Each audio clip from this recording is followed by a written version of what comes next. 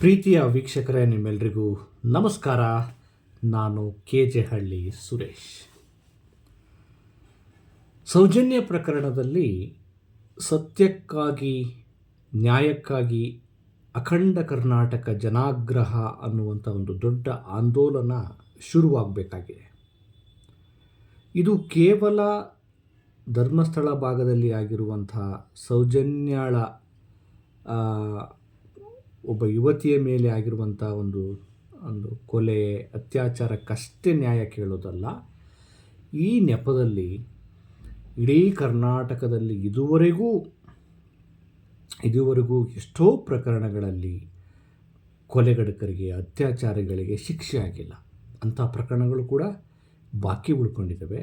ಜೊತೆಗೆ ಮುಂದೆ ಈ ತರಹದ ಘಟನೆಗಳು ಆಗದಿರುವ ಹಾಗೆ, ಅಂದರೆ ಕರ್ನಾಟಕಕ್ಕೆ ಒಂದು ಅಭಯ ಬೇಕು. ಸೌಜನ್ಯ ಹೋರಾಟ ಹೆಣ್ಣು ಮಕ್ಕಳಿಗೆ ಒಂದು ರೀತಿಯ ಅಭಯವನ್ನು ಕೊಡುವ ನಿಟ್ಟಿನಲ್ಲಿ, ಎಲ್ಲ ಮಹಿಳೆಯರಿಗೆ, ಯುವತಿಯರಿಗೆ ರಕ್ಷಣೆ ಕೊಡುವ ನಿಟ್ಟಿನಲ್ಲಿ, ಜೊತೆಗೆ ಈ ಸೌಜನ್ಯಾಳ ಬದುಕನ್ನು ಮುಕ್ಕಿದ ದುರುಳರಿಗೆ, ದುಷ್ಟರಿಗೆ ಶಿಕ್ಷೆ ಕೊಡಿಸುವ ನಿಟ್ಟಿನಲ್ಲಿ ಅಖಂಡ ಕರ್ನಾಟಕ ಸೌಜನ್ಯಾಳ ನ್ಯಾಯಕ್ಕಾಗಿ ಜನಾಗ್ರಹ ಹೋರಾಟ ಶುರುವಾಗಬೇಕಾಗಿದೆ. ಆ ಹೋರಾಟ ಅದು ತುಂಬ ಜನ ಸೇರಿಕೊಂಡು ಒಂದು ದಿನ ಯಾವುದೋ ಒಂದು ಪಾದಯಾತ್ರೆ ಮಾಡುವ ರೂಪದಲ್ಲಿ ಅಥವಾ ಜನಗಳು ನ್ಯಾಯಕ್ಕಾಗಿ ಆಗ್ರಹ ರೂಪದಲ್ಲಿ ಹಾಗೇ ಇರಬೇಕು ಅಂತೇನಿಲ್ಲ. ಇದು ಎಲ್ಲ ಮನುಷ್ಯರಾದವರ, ಎಲ್ಲ ಮಾನವೀಯ ಜನಗಳ ಒಂದು ತುಡಿತ ಆಗಬೇಕು. ಈಗ ನೋಡಿ ಸ್ನೇಹಿತರೆ, ಈ ಸೌಜನ್ಯಾಳ ಕುಟುಂಬಕ್ಕೆ ನ್ಯಾಯ ಸಿಕ್ಕಿಲ್ಲ, ಸೌಜನ್ಯಾಳಿಗೆ ನ್ಯಾಯ ಸಿಕ್ಕಿಲ್ಲ. ಜೊತೆಗೆ ಆ ಭಾಗದಲ್ಲಿ ನಿಗೂಢ ಸಾವುಗಳಾಗಿದ್ದಾವೆ. SIT ತನಿಖೆ ನಡೀತಾ ಇದೆ, ಇನ್ನೂ ಅದು ನಡೀತಾನೇ ಇದೆ. ಇನ್ನೂ ಅದು ಸತ್ಯಾಂಶ ಹೊರಗಡೆ ಬರಬೇಕಾಗಿದೆ. ತಪ್ಪಿತಸ್ಥರು ಯಾರು, ದುಷ್ಟರು ಯಾರು ಅನ್ನೋದನ್ನು ಕಂಡುಹಿಡಿದು ಶಿಕ್ಷೆಗೊಳಪಡಿಸಬೇಕು. ಪ್ರಶ್ನೆ ಸರಿಯಾಗಿದೆ, ಆಗ್ರಹವೂ ನ್ಯಾಯಯುತವಾಗಿದೆ. ಆದರೆ ಇದು ಸರ್ಕಾರಗಳಿಗೆ ಕೇಳ್ತಾ ಇಲ್ಲ, ವ್ಯವಸ್ಥೆಗಳಿಗೆ ಈ ಆಗ್ರಹಗಳು ಕೂಡ ಬೇಕಾಗಿಲ್ಲ. ಯಾಕೆಂದರೆ ಅವರ ಸರ್ಕಾರಗಳ ಆದ್ಯತೆಗಳು ಬೇರೆ, ಅಧಿಕಾರದಲ್ಲಿರುವ ಯೋಜನೆಗಳು ಬೇರೆ. ಅವರಿಗೆ ಅನುಕೂಲ ಆಗುವವ ಅಥವಾ ಅವರಿಗೆ ಈ ಪ್ರಕರಣದಲ್ಲಿ ನಾವು ಯಾಕೆ ರಿಸ್ಕ್ ತೆಗೆದುಕೊಳ್ಬೇಕು ಅನ್ನುವಂಥ ಯೋಚನೆ ಇರಬಹುದು. ಆದರೆ ನಮಗೆ ಮತ್ತು ನ್ಯಾಯಪರವಾಗಿರೋರಿಗೆ ಏನು ಅಂದರೆ, ನೀವು ಯಾರ ಪರವಾಗಿ ಆದರೂ ಇರಿ, ನೀವು ಏನನ್ನಾದರೂ ಮಾಡ್ಕೊಳ್ಳಿ, ನಾವು ಕೇಳೋದೇನು ಅಂದರೆ ನ್ಯಾಯವನ್ನು ಕೇಳ್ತಾ ಇದ್ದೀವಿ. ಅನ್ಯಾಯಕ್ಕೆ ನ್ಯಾಯ ಬೇಕು, ಅಧರ್ಮಕ್ಕೆ ಧರ್ಮ ಬೇಕು, ಆಮೇಲೆ ದುಷ್ಟರಿಗೆ ಶಿಕ್ಷೆ ಆಗಬೇಕು ಅನ್ನೋದೇ ನಮ್ಮ ಆಗ್ರಹ. ಈಗ ವಿಚಾರ ಏನು ಅಂದರೆ, ಕಾಂಗ್ರೆಸ್ಸು, BJP, JDS ಕರ್ನಾಟಕದಲ್ಲಿ ಇವೆ 3 ಪಕ್ಷಗಳು. ಈ 3 ಪಕ್ಷಗಳು ಕೂಡ ಅಧಿಕಾರಕ್ಕೆ ಬರ್ತಿರ್ತವೆ. ಒಂದು ಸಲ ಸಮ್ಮಿಶ್ರ ಸರ್ಕಾರ ಬರುತ್ತೆ, ಒಂದು ಸಲ ಕಾಂಗ್ರೆಸ್ ಬರುತ್ತೆ, ಇನ್ನೊಂದು ಸಲ BJP ಬರುತ್ತೆ. ಈ 3 ಪಕ್ಷಗಳಲ್ಲಿರುವಂಥ ರಾಜಕಾರಣಿಗಳು ಅವರು ನೊಂದ ಜನರ ಪರವಾಗಿ ಅಷ್ಟು ತಲೆ ಕೆಡಿಸ್ಕೊಳ್ಳಲ್ಲ. ಸೌಜನ್ಯ ಹೋರಾಟವನ್ನೇ ತೆಗೆದುಕೊಂಡ್ರೂ ಕೂಡ ಅವ್ರಿಗೆ ಅದು ಬೇಕಾಗಿಲ್ಲ. ಅದು ಅವರಿಗೆ ಬೇಡವಾಗಿರುವಂಥ ವಿಚಾರ. ಅಯ್ಯೋ ಯಾಕೆ ತಲೆನೋವು ಅಂತ. ಆಮೇಲೆ ಧರ್ಮಸ್ಥಳದ ಪ್ರಕರಣ, ಅನುಮಾನಾಸ್ಪದ ಸಾವುಗಳ ಪ್ರಕರಣ, ಅಲ್ಲಿ ಅದನ್ನು SIT ರಚನೆ ಮಾಡೋದು ಕೂಡ ಒಂದು ಅದು ಕಷ್ಟಪಟ್ಟು ಮಾಡಿದ್ರು. ಈಗ ಜನಾಗ್ರಹ ಏನು ಅಂದರೆ ಗೊತ್ತಿಲ್ಲ. ಇನ್ನೂ 2 ವರ್ಷ ಕಾಂಗ್ರೆಸ್ ಸರ್ಕಾರ, ಇನ್ನು 2 ವರ್ಷ, 2.5 ವರ್ಷ ಇದೆ ಸರ್ಕಾರದ ಅಧಿಕಾರದ ಅವಧಿ. ಅವರು ಈ 2 ವರ್ಷದಲ್ಲಿ ನ್ಯಾಯ ಕೊಡಿಸ್ತಾರೆ, ಅಕ್ವಿಟಲ್ ಕಮಿಟಿ ಮಾಡ್ತಾರೆ, ಸತ್ಯವನ್ನು ಎತ್ತಿ ಹಿಡಿತಾರೆ ಅನ್ನೋ ನಂಬಿಕೆ ನಮಗಂತೂ ಇಲ್ಲ. ಸುಮ್ಮನೆ ಹಿಂಗೆ ಹೋಗಿ ಟೈಮ್ ಪಾಸ್ ಆಗ್ತಾರೆ ಅಂತ ನನಗನ್ಸುತ್ತೆ. ಅಂದರೆ ವ್ಯವಸ್ಥೆಯಲ್ಲಿ ನಾವು ಜನಪರವಾಗಿ ಹೋರಾಟಗಾರರಾಗಿರೋರು ಯಾವತ್ತೂ ಹೋಪ್ ಕಳ್ಕೋಬಾರ್ದು. ಅಂದರೆ ಹೋರಾಟವನ್ನು ಜೀವಂತವಾಗಿಡಬೇಕು ಮತ್ತು ಅಧಿಕಾರಕ್ಕೆ ಬರುವವರಿಗೆ ಜನ ಕೇಳುವ ಮೊದಲ ಆದ್ಯತೆ, ಜನ ಕೇಳುವ ಮೊದಲ ಆಗ್ರಹ ಯಾವುದು ಅಂದರೆ ಅದು ಸೌಜನ್ಯಾಳಿಗೆ ನ್ಯಾಯ ಬೇಕು ಅನ್ನೋದು. ನ್ಯಾಯವನ್ನು ಇವ್ರು ಕೇಳ್ತಾರೆ, ನ್ಯಾಯ ಅನ್ನೋದೇ ಮೊದಲ ಆಗ್ರಹ ಅನ್ನೋ ರೀತಿಯಲ್ಲಿ ಜನ ಒಂದು ಸಂದೇಶವನ್ನು, ಒಂದು ಆಗ್ರಹವನ್ನು ಪ್ರತಿ ಸಲಿಯೂ ರೆಡಿಯಾಗಿಟ್ಕೊಳ್ಬೇಕು. ಈಗ ನೋಡಿ, ಚುನಾವಣೆ ಮುಗಿಯುತ್ತೆ, ಮತ್ತು ಗ್ಯಾರಂಟಿ ಯೋಜನೆಗಳು, ಗ್ಯಾರಂಟಿ ಯೋಜನೆಗಳಲ್ಲಿ ಹೆಣ್ಮಕ್ಳಿಗೆ ಬಸ್ ಫ್ರೀ, ದುಡ್ಡು ಫ್ರೀ, ಏನು ಗೃಹಲಕ್ಷ್ಮಿ, ಅದು ಇದು ಎಲ್ಲ ಕೊಡ್ತಿದ್ದಾರೆ. ಅದು ಒಂದಷ್ಟು ಬಡವರಿಗೆ ಉಪಯೋಗ ಆಗುತ್ತೆ. ನೆಕ್ಸ್ಟ್ ಪ್ರಣಾಳಿಕೆಯಲ್ಲಿ ಜನರ ಆಗ್ರಹ ಮತ್ತು ಜನರ ಒತ್ತಾಯ, ಜನಾಗ್ರಹ, ಜನರ ಪಟ್ಟು, ಜನರ ಬಿಗಿ ಹಿಡಿತ ಎಷ್ಟು ಹಠವಾಗಿರಬೇಕು, ಎಷ್ಟು ದಿಟ್ಟವಾಗಿರಬೇಕು ಅಂದರೆ, ಮುಂದಿನ ಸಲ ಚುನಾವಣೆಯಲ್ಲಿ ಎಲ್ಲ ರಾಜಕೀಯ ಪಕ್ಷಗಳು ತಮ್ಮ ಪ್ರಣಾಳಿಕೆಯಲ್ಲಿ ನಾವು ಅಧಿಕಾರಕ್ಕೆ ಬಂದರೆ ಸೌಜನ್ಯಳಿಗೆ ನ್ಯಾಯ ಕೊಡ್ತೇವೆ, ಸೌಜನ್ಯ ಹಂತಕರಿಗೆ ಶಿಕ್ಷೆಯನ್ನು ಕೊಡಿಸ್ತೇವೆ ಅಂಥೇಳಿ ಪ್ರಣಾಳಿಕೆಯಲ್ಲಿ ಮೆನ್ಷನ್ ಮಾಡೋ ಲೆವೆಲಿಗೆ ಜನ ಈ ವಿಚಾರವನ್ನು ಇಟ್ಟುಕೊಳ್ಬೇಕು ಮತ್ತು ಆಗ್ರಹ ಪಡಿಸ್ಬೇಕು. ಇದು ಸುಮ್ಮನೆ ತೇಲಿಬಿಟ್ರೆ ಅಥವಾ ಮರೆತರೆ ಹಾಗಲ್ಲ. ಈಗ ನೋಡಿ, ಇವತ್ತು ಸೌಜನ್ಯಳಿಗಾಗಿದೆ, ನಾಳೆ ಇನ್ನೆಷ್ಟೋ ಹೆಣ್ಣು ಮಕ್ಕಳಿಗೆ ಆಗ್ತಾನೇ ಇದೆ. ಅಂದರೆ ತಪ್ಪು ಮಾಡಿದ್ರೆ, ದುಷ್ಟತನ ಮಾಡಿದ್ರೆ, ಅನ್ಯಾಯ ಮಾಡಿದ್ರೆ, ಇರುವಂಥ ಒಂದು ಪ್ರಭಾವವನ್ನು ಬಳಸ್ಕೊಂಡು ನೀವು ಎಷ್ಟೇ ಪ್ರಮಾಣದಲ್ಲಿ ಪಾಪ ಕೃತ್ಯಗಳನ್ನು ಮಾಡಿದ್ರೆ ಕಾನೂನಿನ ಕ್ರಮಗಳನ್ನು ತೆಗೆದುಕೊಳ್ಳದೆ ಬಿಡುವುದಿಲ್ಲ ಈ ರಾಜ್ಯದ ಜನರು. ಈ ರಾಜ್ಯದ ಜನರು ನೀವೆಷ್ಟೇ ಪ್ರಭಾವಿಗಳಾಗಿರಿ, ನೀವು ಎಷ್ಟೇ ದೊಡ್ಡವರಾಗಿರಿ, ನೀವು ಎಷ್ಟೇ ನಿಮ್ಮ ಪ್ರಭಾವವನ್ನು ಬಳಸಿ, ಈ ರಾಜ್ಯದ ಜನತೆ ನಿಮ್ಮನ್ನು ಬಿಡೋದಿಲ್ಲ. ಸತ್ಯಕ್ಕಾಗಿ ಹೋರಾಡ್ತಾರೆ, ಸೌಜನ್ಯಳಿಗೆ ನ್ಯಾಯ ಕೊಡಿಸ್ತಾರೆ ಅನ್ನುವಂಥ ಸಂದೇಶವನ್ನು ಕೊಡಿಸ್ಬೇಕಾಗಿದೆ. ಹಾಗಂತೇಳಿ ಈ ಕ್ಷಣಕ್ಕಾಗುತ್ತಾ, ಈ ಸರ್ಕಾರ ಮಾಡುತ್ತಾ ಗೊತ್ತಿಲ್ಲ, ಆದರೆ ಒಳ್ಳೆಯದು.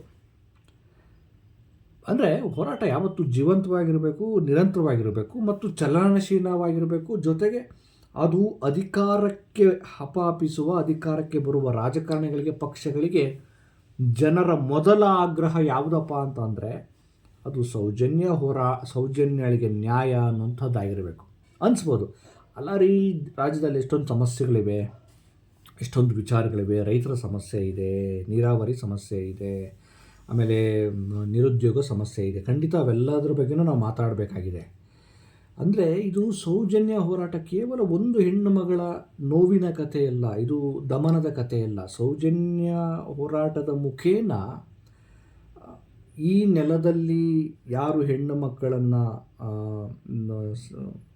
ಒಂದು ಬಡ ಕುಟುಂಬದ ಹೆಣ್ಣು ಮಕ್ಕಳನ್ನು, ಯಾವುದೇ ಕುಟುಂಬದ ಹೆಣ್ಣುಮಕ್ಕಳನ್ನು ತಮ್ಮ ಸ್ವಾರ್ಥಕ್ಕೋಸ್ಕರ, ತಮ್ಮ ಒಂದು ಏನು ಕಾಮದ ಹಪಹಪಿಗಾಗಿ, ಆಮೇಲೆ ತಮ್ಮ ಅಧಿಕಾರದ ದರ್ಪದ ಒಂದು ಮತದಿಂದ ನಾವು ಏನು ಬೇಕಾದ್ರೂ ಮಾಡ್ತೀವಿ ಅನ್ನುವಂಥ ಒಂದು ವ್ಯವಸ್ಥೆ ಈ ರಾಜ್ಯದಲ್ಲಿ ಇರುವಾಗ ಅಂಥದಕ್ಕೆಲ್ಲ ನಾವು ಅವಕಾಶ ಕೊಡಲ್ಲ ಅನ್ನೋ ಸಂದೇಶವನ್ನು ನಾವು ಕೊಡಲೇಬೇಕಾಗಿದೆ. ಅಂದರೆ ಸೌಜನ್ಯ ಹೋರಾಟ ಸೌಜನ್ಯಳಿಗೆ ನ್ಯಾಯ ಕೇಳುವುದೂ ಅಲ್ಲದೆ, ಮತ್ತು ಹೆಣ್ಣು ಮಕ್ಕಳನ್ನು ದಮನ ಮಾಡುವ, ಹೆಣ್ಣು ಮಕ್ಕಳ ಮೇಲೆ ಬದುಕನ್ನು ಹಾಳು ಮಾಡುವ, ಮತ್ತು ಮಹಿಳೆಯರ ಮೇಲೆ, ಚಿಕ್ಕ ಮಕ್ಕಳ ಮೇಲೆಲ್ಲ ಪೈಶಾಚಿಕ ಕೃತ್ಯ ನಡೆಸುವ, ಲೈಂಗಿಕ ಶೋಷಣೆ ನಡೆಸುವ ಈ ಒಂದು ಪ್ರಕರಣಗಳು ಕಡಿಮೆ ನಿಲ್ಲಬೇಕು. ಅಂಥವ್ರಿಗೆ ಈ ರಾಜ್ಯದ ಜನ ಯಾವುದೇ ಕಾರಣಕ್ಕೂ ಕ್ಷಮಿಸಲ್ಲ. ಅವರು ಎಷ್ಟೇ ಪ್ರಭಾವಿಗಳಾಗಿದ್ರೂ ಒಂದು ಸಂಘಟಿತವಾಗಿ ಹೋರಾಟ ಮಾಡಿ ಶಿಕ್ಷೆಯನ್ನು ಕೊಡಿಸ್ತಾರೆ. ಆ ಹೋರಾಟವನ್ನು ಜೀವಂತವಾಗಿ ಇಡ್ತಾರೆ ಅನ್ನುವಂಥ ಸಂದೇಶವನ್ನು ಕೊಡಬೇಕಾಗಿದೆ ಮತ್ತು ಈ ಒಂದು ಹೋರಾಟದಲ್ಲಿ ಗೆಲ್ಲಬೇಕಾಗಿದೆ. ಇದು ಜನಪರವಾದ ಹೋರಾಟ, ಮಹಿಳೆಯರ ಪರವಾದ ಹೋರಾಟ. ಇದು ಕೇವಲ ಸೌಜನ್ಯ ಅನ್ನೋದೊಂದು ನೆಪ. ಸೌಜನ್ಯಳ ಒಂದು ವಿಚಾರವನ್ನು ಇಟ್ಟುಕೊಂಡು ಆ ಸೌಜನ್ಯ ಕುಟುಂಬಕ್ಕೆ ನ್ಯಾಯ ಕೊಡಿಸುವುದಲ್ಲದೆ, ಕರ್ನಾಟಕದಲ್ಲಿ ದಮನಕ್ಕೊಳಗಾಗುತ್ತಿರುವ ಮತ್ತು ಹೆಣ್ಣು ಮಕ್ಕಳ ಮೇಲೆ ದರ್ಪ, ದೌರ್ಜನ್ಯ, ಲೈಂಗಿಕ ಶೋಷಣೆಯನ್ನು ನಡೆಸ್ತಿರುವಂಥ ಒಂದು ಪಟ್ಟಭದ್ರ, ಒಂದು ಕೆಟ್ಟ ವ್ಯವಸ್ಥೆಯನ್ನು ಮಟ್ಟ ಹಾಕುವ ಒಂದು ಹೋರಾಟವಾಗಿ ಇದು ರೂಪುಗೊಳ್ಳಬೇಕಾಗಿದೆ. ಇಲ್ಲಾಂದರೆ ಏನಾಗುತ್ತೆ, ಭಾಳ ಸುಮ್ಮನೆ ಟೈಮ್ ಪಾಸ್ ಮಾಡಿ ಸಮಯನ ಕಳಿಸಿಬಿಡ್ತಾರೆ. ಹಾಗಾಗಿ ಹಂತವಾಗಿ ಇದು ರೈತ ಸಮೂಹಕ್ಕೂ ಈ ಹೋರಾಟ ತಲುಪಬೇಕಾಗಿದೆ, ಕೂಲಿ ಕಾರ್ಮಿಕರ ಸಮುದಾಯಕ್ಕೂ ಈ ಹೋರಾಟ ತಲುಪಬೇಕಾಗಿದೆ, ಆಟೋ ರಿಕ್ಷಾದವರ ಸಮುದಾಯಕ್ಕೂ ಈ ಹೋರಾಟ ತಲುಪಬೇಕಾಗಿದೆ, ಮಹಿಳೆಯರಿಗೂ ಈ ಹೋರಾಟ ತಲುಪಬೇಕಾಗಿದೆ, ಮತ್ತು ಇಂಜಿನಿಯರ್ಗಳು, ಡಾಕ್ಟರ್ಗಳು, ಪತ್ರಕರ್ತರು, ಲೇಖಕರು, ಸಾಹಿತಿಗಳು, ಸಮಾಜದ ಎಲ್ಲ ವರ್ಗದವರ ಮೊದಲ ಬೇಡಿಕೆ ಯಾವುದಪ್ಪ ಅಂದರೆ ಸೌಜನ್ಯ ಹೋರಾಟ, ಸೌಜನ್ಯಳಿಗೆ ನ್ಯಾಯ ಬೇಕು, ಸೌಜನ್ಯಳಿಗೆ ಕೊಂದವರಿಗೆ ಶಿಕ್ಷೆ ಆಗಬೇಕು, ಅಷ್ಟೇ. ಇದರಲ್ಲಿ ಯಾವ ಇದೂ ಇಲ್ಲ, ಯಾವ ಷಡ್ಯಂತ್ರವೂ ಇಲ್ಲ. ಷಡ್ಯಂತ್ರ ಎಲ್ಲಿದೆ? ಷಡ್ಯಂತ್ರ ಇಲ್ಲ. ಆಗಿರೋ ಅನ್ಯಾಯಕ್ಕೆ ನ್ಯಾಯ ಕೇಳೋದು, ಇದು ಕರ್ನಾಟಕದ ಪ್ರತಿ ಮನೆಗೂ ಇದು ತಲುಪಬೇಕಾಗಿದೆ. ಪ್ರತಿ ಮನೆಯ ವ್ಯಕ್ತಿ ಇದ್ರ ಬಗ್ಗೆ ಮಾತಾಡಬೇಕಾಗಿದೆ. ಇದ್ರ ಬಗ್ಗೆ ಮಾತಾಡಿದ್ರೆ ಕೇವಲ ಸೌಜನ್ಯ ಕುಟುಂಬಕ್ಕಷ್ಟೇ ಮಾತಾಡ್ದಂಗಲ್ಲ, ಎಲ್ಲ ಕರ್ನಾಟಕದ ಮಹಿಳೆಯರ ಪರವಾಗಿ ಮಾತಾಡ್ದಂಗೆ, ಮುಂದೆ ಮಹಿಳೆಯರ ಮೇಲೆ ಆಗುವ ಒಂದು ಅನಾಚಾರಗಳನ್ನು, ಅನ್ಯಾಯಗಳನ್ನು ತಡೆಗಟ್ಟುವ ನಿಟ್ಟಿನಲ್ಲಿ ಒಂದು ಕ್ರಮ ಕೈಗೊಂಡಂಗೆ, ಸರ್ಕಾರಗಳಿಗೂ ಕೂಡ ಇಲ್ಲಪ್ಪ ನಾವು ಈ ಪ್ರಕರಣವನ್ನು ಸೀರಿಯಸ್ಸಾಗಿ ತೆಗೆದುಕೊಂಡು ಇದಕ್ಕೆ ನ್ಯಾಯ ಕೊಡಿಸದೇ ಇದ್ದರೆ ನಮಗೆ ಇವರು ಅಧಿಕಾರ ಕೊಡಲ್ಲ, ನಮಗೆ ಇವರು ಓಟ್ ಹಾಕಲ್ಲ ಅನ್ನೋ ನಿಲುವನ್ನು ಕರ್ನಾಟಕದ ಪ್ರಜ್ಞಾವಂತ ಜನರು ತೆಗೆದುಕೊಳ್ಬೇಕಾಗಿದೆ. ಇಲ್ಲಾಂದರೆ ಯಾರ್ದೋ ಮನೆ ಹೆಣ್ಣುಮಗಳು ಏನೋ ಅದು ನಮಗೇನು ಅಂತ ಅಂದ್ಕೊಂಡ್ಬಿಟ್ರೆ ನಾಳೆ ಯಾರ್ಯಾರ್ದೋ ಮನೆಯಲ್ಲೂ ನಮ್ಮ ಮನೆಗಳಲ್ಲೂ ಈ ರೀತಿ ಸಮಸ್ಯೆಗಳಾಗ್ಬೋದು. ಆಗ ಅದ್ರ ಬಗ್ಗೆ ದನಿ ಎತ್ತೋದಕ್ಕೆ ಯಾರೂ ಇರೋದಿಲ್ಲ. ಅಂದರೆ ಚೆಗುವಾರ ಹೇಳ್ತಾರಲ್ಲ, ಈ ಈ ದೇಶದ, ಈ ಭೂಮಿಯ, ಜಗತ್ತಿನ ಎಲ್ಲೇ ಅನ್ಯಾಯ ಆದರೆ ಅದ್ರ ಬಗ್ಗೆ ಯಾರು ದನಿ ಎತ್ತುತ್ತಾರೋ ಅವರೆಲ್ಲ ನನ್ನ ಸಂಗಾತಿಗಳು ಅನ್ನೋ ಹಾಗೆ, ಧರ್ಮಸ್ಥಳ ಭಾಗದಲ್ಲಿ ಸೌಜನ್ಯಳಿಗೆ ಅನ್ಯಾಯ ಆಗಿದೆ ಅಂದ ತಕ್ಷಣ ಯಾವುದೂ ಧರ್ಮಸ್ಥಳದ ಅಥವಾ ಉತ್ತರ ಕನ್ನಡ ಅಥವಾ ಆ ಭಾಗದ ಸಮಸ್ಯೆ ಅಂತ ನಾವು ಅಂದ್ಕೊಳ್ಬಾರ್ದು. ಇಡೀ ಕರ್ನಾಟಕದ ಸಮಸ್ಯೆ. ಇಡೀ ಕರ್ನಾಟಕದ ಜನರ ಮೊದಲ ಆಗ್ರಹ ಯಾವುದು ಅಂದರೆ ಸೌಜನ್ಯಳಿಗೆ ನ್ಯಾಯ ಸಿಗಬೇಕು. ಸೌಜನ್ಯಳಿಗೆ ನ್ಯಾಯ ಕೇಳೋದು ಅಂದರೆ ಇಡೀ ಕರ್ನಾಟಕದ ಮಹಿಳೆಯರ ಪರವಾಗಿ ಮಹಿಳೆಯರಿಗೋಸ್ಕರ ನ್ಯಾಯ ಕೇಳ್ದಂಗೆ, ಮಹಿಳೆಯರ ಮೇಲೆ ಇನ್ಮೇಲೆ ಈ ರೀತಿ ಅನ್ಯಾಯಗಳಾಗಬಾರ್ದು. ಅದು ಒಬ್ಬ ಯುವತಿ, ಒಬ್ಬ ಬದುಕನ್ನು ಕಂಡುಕೊಳ್ಬೇಕಾಗಿರುವಂಥ ಒಬ್ಬ ವಿದ್ಯಾರ್ಥಿನಿ, ಅವಳ ಬದುಕನ್ನು ದಮನ ಮಾಡಲಾಯಿತು ಅಂದರೆ ಇಡೀ ಕರ್ನಾಟಕದ ಹೆಣ್ಣುಮಕ್ಕಳ ಬದುಕನ್ನು ದಮನ ಮಾಡೋ ವ್ಯವಸ್ಥೆ ಆದಂಗೆ. ಆಮೇಲೆ ಅಲ್ಲಿ ಅನುಮಾನಾಸ್ಪದವಾಗಿ ಸಾವನ್ನಪ್ಪಿರೋ ಪ್ರಕರಣಕ್ಕೂ ನ್ಯಾಯ ಕೇಳ್ದಂಗೆ ಅಂದರೆ ಇಡೀ ಕರ್ನಾಟಕದ ಎಲ್ಲ ಜನರಿಗೂ ನ್ಯಾಯ ಕೇಳ್ದಂಗೆ. ಅಂದರೆ ಈ ರೀತಿಯ ಸಂವೇದನಾಶೀಲತೆ, ಈ ರೀತಿಯ ಒಂದು ಅನ್ಯ ಮನೋಧರ್ಮ ನಮಗೆ ಬಂದರೆ ಕರ್ನಾಟಕ ಗೆಲ್ಲುತ್ತೆ. ಇಲ್ಲಿನ ಹೆಣ್ಣು ಮಕ್ಕಳು ಸೇಫಾಗಿರ್ತಾರೆ, ಎಲ್ಲ ಜನರು ಸೇಫಾಗಿರ್ತಾರೆ, ಅಲ್ಲಿ ನ್ಯಾಯ ಗೆಲ್ಲುತ್ತೆ, ಸತ್ಯ ಗೆಲ್ಲುತ್ತೆ. ಇಲ್ಲಾಂದರೆ ಅದು ಸೀಮಿತ ಮಾಡಬಾರ್ದು, ಅದು ಅವ್ರದ್ದು ಕೆಲಸ, ಅದು ಆ ಭಾಗದ್ದು ಅಂತ ಅಂದ್ಕೋಬಾರ್ದು. ಹಾಗಾಗಿ ಮುಂದಿನ ಚುನಾವಣೆಯಲ್ಲಿ ಮತ್ತು ಇನ್ಯಾವುದೇ ಚುನಾವಣೆಯಲ್ಲಿ ರಾಜಕಾರಣಿಗಳು ನಿಮ್ಮ ಮನೆಗೆ ಬಂದರೆ ಮೊದಲ ಕೆಲಸ ಏನು ಅಂದರೆ ಸೌಜನ್ಯಳಿಗೆ ನ್ಯಾಯ ಕೊಡಿಸಿ ಅಂತ. ಓಹೋ ಅಂದರೆ ಜನ ಈ ಲೆವೆಲಿಗೆ ನಮ್ಮನ್ನು ಬಿಡಲ್ಲ ಅಂತಂದರೆ ಆವಾಗ ಇವರು ದಾರಿಗೆ ಬರ್ತಾರೆ. ದಾರಿಗೆ ಬರದೇ ಇದ್ರೂ ಕೂಡ ಅವರು ದಾರಿಗೆ ಬರೋ ನಿಟ್ಟಲ್ಲಿ ಕೆಲಸ ಮಾಡುವ ಅನಿವಾರ್ಯತೆಯನ್ನು ಜನರು ಈ ಪ್ರಶ್ನೆಗಳನ್ನು ಕೇಳುವ ಮೂಲಕ, ಸೌಜನ್ಯಳಿಗೆ ನ್ಯಾಯ ಅನ್ನುವ ಜನಾಗ್ರಹವನ್ನು ಒಕ್ಕೊರಲಿನಿಂದ ಮಾಡುವ ಮೂಲಕ ನ್ಯಾಯವನ್ನು ಪಡಿಬೋದು. ಇದು ಈ ಕ್ಷಣಕ್ಕಾಗದೇ ಇರ್ಬೋದು, ಆದರೆ ಒಂದಿನ ಆಗತ್ತೆ. ಇದು ಎಲ್ಲರಿಗೂ, ಎಲ್ಲ ಜೀವಿಗಳಿಗೂ, ಮನುಷ್ಯರೇ ಮಾಡಿಕೊಳ್ಳುವಂಥ ಒಂದು ಒಳ್ಳೆಯ ಕೆಲಸ. ಏನಂತೀರಿ? ಇದನ್ನೆಲ್ಲರಿಗೂ ತಲುಪಿಸಿ, ರೀಚ್ ಮಾಡಿ. ಯಾಕಂದರೆ ಇದು ಒಳ್ಳೆಯ ಯೋಚನೆ. ನಮ್ಮದು ಷಡ್ಯಂತ್ರ ಎಲ್ಲಿದೆ? ಅನ್ಯಾಯಕ್ಕೆ ನ್ಯಾಯ ಕೇಳ್ತಿದ್ದೀವಿ, ಅಧರ್ಮಕ್ಕೆ ಧರ್ಮ ಕೇಳ್ತೀವಿ, ಅಸತ್ಯಕ್ಕೆ ಸತ್ಯ ಕೇಳ್ತಿದ್ದೀವಿ, ದುಷ್ಟರನ್ನ ಮಟ್ಟ ಹಾಕಿ ಅಂತ ಹೇಳ್ತಿದ್ದೀವಿ. ದುಷ್ಟರು ಅವ್ರು ಯಾರಾದರೂ ಆಗಿರ್ಬೋದು, ಅವ್ರು ಯಾರಾದರೂ ಆಗಲಿ, ದುಷ್ಟರೇ ಅವರು. ಕಾನೂನಿನ ಪ್ರಕಾರ ಅಪರಾಧಿಗಳೇ, ನ್ಯಾಯಕ್ಕೆ ಹೋರಾಡುವವರು ಸತ್ಯವಂತರೇ. ಇಲ್ಲಿ ಯಾವ ಷಡ್ಯಂತ್ರವೂ ಇಲ್ಲ. ಇದು ನ್ಯಾಯಕ್ಕಾಗಿ ಹೋರಾಟ. ಇದು ದುರ್ಜನರ ವಿರುದ್ಧ ಸಜ್ಜನರ ಹೋರಾಟ, ಸತ್ಯದ ಸಂಗ್ರಾಮ. ಇದು ಸೌಜನ್ಯ ಪರವಾದ ನ್ಯಾಯದ ಆಗ್ರಹ ಇದೆಯಲ್ಲ, ಇದು ಸತ್ಯದ ಸಂಗ್ರಾಮ. ಏನಂತೀರಾ? ಸೊ ಇದಕ್ಕೆಲ್ಲ ನೀವು ಯೋಚನೆ ಮಾಡಿ ಇದನ್ನು ತಲುಪಿಸಿ. ಈ ಕ್ಷಣಕ್ಕೆ ಕ್ರಾಂತಿ ಆಗಬೇಕು ಅಂತೇನಿಲ್ಲ, ರೀಚ್ ಆಗಲಿ, ನಿಧಾನಕ್ಕೆ ತಲುಪಿ. ಏನಂತೀರಿ? ನಿಮ್ಮ ಬೆಂಬಲ, ಆಗ್ರಹ ಮತ್ತು ನಮ್ಮ ಈ ವಾಹಿನಿಗೆ ಸಪೋರ್ಟ್ ಮಾಡಿ ಮತ್ತು ಸಬ್ಸ್ಕ್ರೈಬ್ ಮಾಡಿ. ನಮಸ್ಕಾರ.